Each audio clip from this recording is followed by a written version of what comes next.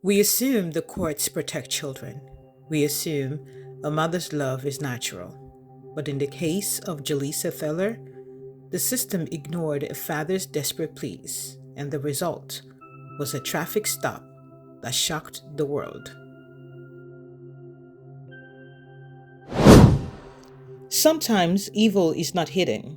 Sometimes it is documented. Sometimes it is reported. Sometimes it is warned about. And the system still hands a child back into danger.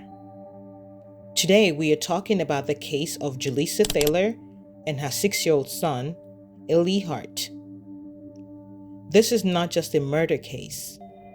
This is a custody case, a mental health case, a system failure case. And if we don't talk about it honestly, we learn absolutely nothing. If you think this is just one unstable mother, stay with me because the story has layers, and those layers expose cracks in how we protect children. What happened? In May of 2022, police in Minnesota pulled over a vehicle with a blown out tire and shattered rear glass. The driver was Jaleesa Thaler. Officers noticed blood in the car. They searched the trunk. Inside was her 6-year-old son, Eli Hart. He had been shot multiple times. Now pause for a minute. This wasn't a heat of the moment roadside tragedy. Investigators later revealed the child had been killed much earlier. He was then placed in the trunk, and she was driving around with his body inside. Let that settle for a minute. This is not panic behavior. This is detachment. The warning signs. Here is where the conversation gets uncomfortable. There were documented concerns about her mental stability. There were previous investigations. There were custody disputes. Even family members raised alarms. Reports suggested erratic behavior and instability, and yet custody was restored to Jaleesa. This is where we must ask, at what point does parental rights override child safety? Family courts often prioritize reunification, but reunification without stability is not compassion. It's gambling with a life. And when you gamble with the child's safety, the child pays every single time. Mental illness versus responsibility. Let's talk carefully here, because mental illness is real. It deserves treatment. It deserves compassion. But mental illness is not immunity from accountability.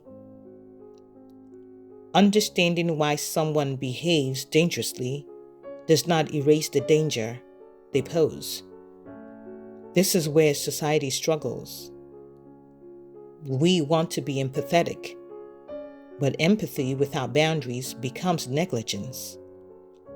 You can have compassion for someone's mental health struggles and still say, "You are not safe to parent right now."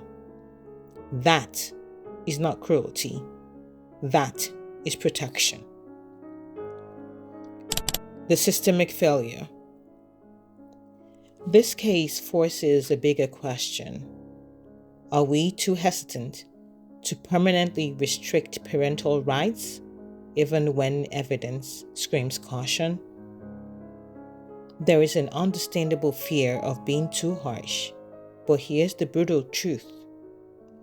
Being too lenient with unstable adults often means being fatal to children.